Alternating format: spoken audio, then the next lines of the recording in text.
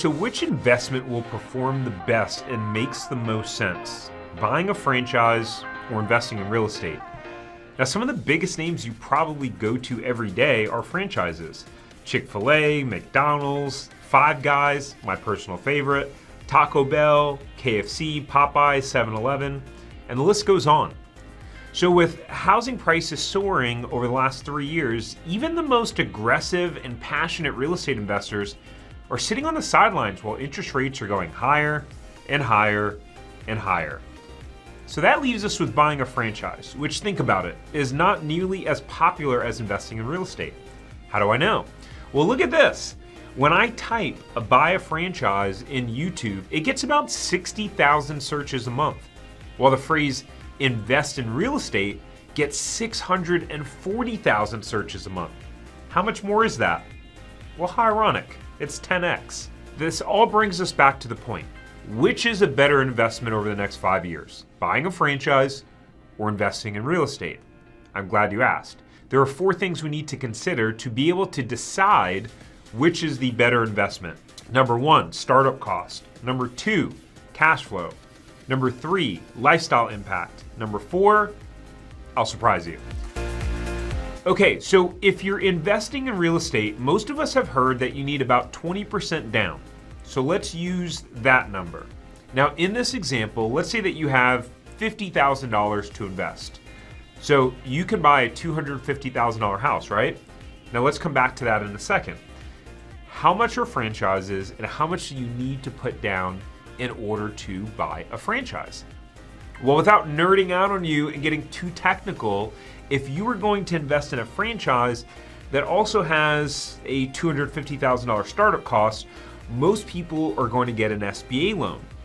For those of you who don't know what an SBA loan is, my good friend Glenn, AKA the king of SBA loans, will be able to explain it to you. So an SBA loan is a government-backed loan typically extended by a commercial bank institution, right? So a bank has to go through steps to be considered a preferred lender. Okay, so you need 20% down for real estate investment, right? Well, for most SBA loans for a franchise, you'll also need 20% down. So now we're tied so far in terms of startup costs. But wait, franchises have financial requirements. Well, what does that mean? It means that you have to have a specific net worth or liquid net worth to be able to even qualify to buy a franchise. Take Crumble Cookie, for example. They require you to have $150,000 liquid, meaning cash, savings, investment accounts, etc. Even if you only need the 20% down to open one store, they still require you to have $150,000. So that's not necessarily a bad thing. It just means you have to be more financially qualified in order to buy a franchise. But it does make the barrier to entry more difficult than a real estate investment. Last point I'll make on startup capital, the 20% you need to buy a franchise with an SBA loan, you can use your retirement accounts like an IRA or 401k to get it. Now there are certain limitations on exactly how to do this and what specific accounts are eligible, but that's for another video, so make sure you're subscribed below. And while you're down there, drop in the comments below, in your opinion, which one wins the startup cost section, franchise or real estate? All right, so what does the cash flow look like? Well, first off, what do I even mean by cash flow? No, not that cash flow. Well, with a business, cash flow, net income, and profit are all terms that are lumped together and from an accounting perspective really mean different things. So for simplicity purposes, let's define cash flow as the amount of money you get to keep after your monthly loan payments and all of your expenses. So you bought a house for $250,000. Let's say you can get 1% of the value and charge around $2,250 a month for rent. Then let's say your payment is $1,500.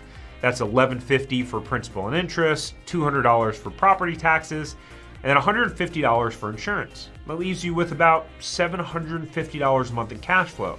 Now granted, you'll probably take a few $100s a month and set it in an account for repairs and maintenance, but we'll stick with the $750 a month. Now, what about your new franchise business?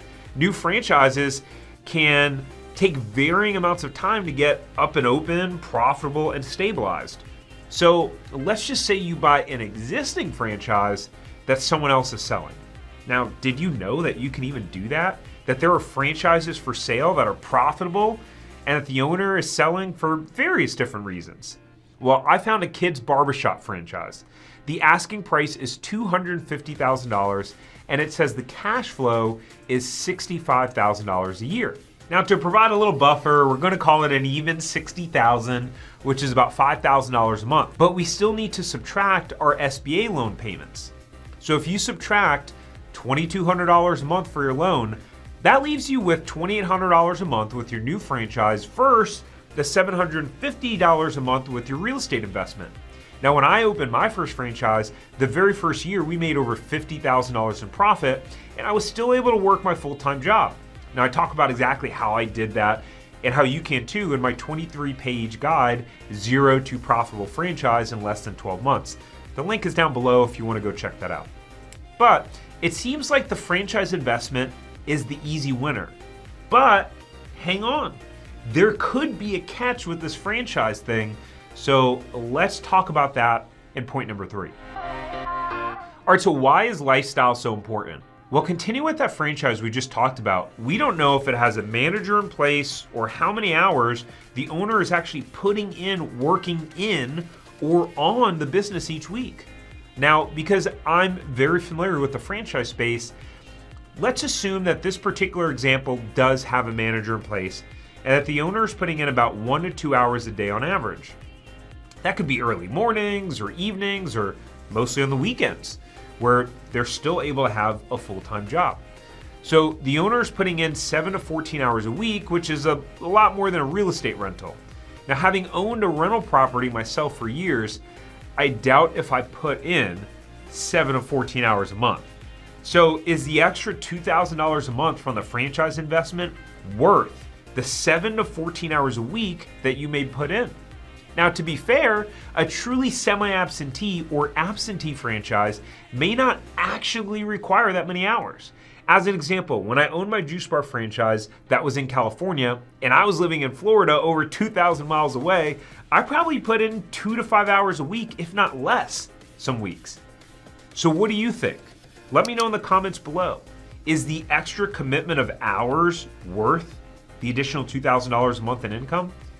Now, keep in mind that the higher amount of money that you have to invest, the more the financial opportunity for a franchise scales because you gain access to larger, more profitable operations. So now this leads us to the last point. Now, selling real estate is pretty straightforward, right? The house you buy for $250,000, generally speaking, will increase in value around 3 to 5% a year. Now, I'm not counting 2020 to 2022. Those are really anomalies to see real estate prices soar that high. But how does selling a franchise business work, and how much can you sell it for? Great question. So a common range is 2 to 4 times earnings.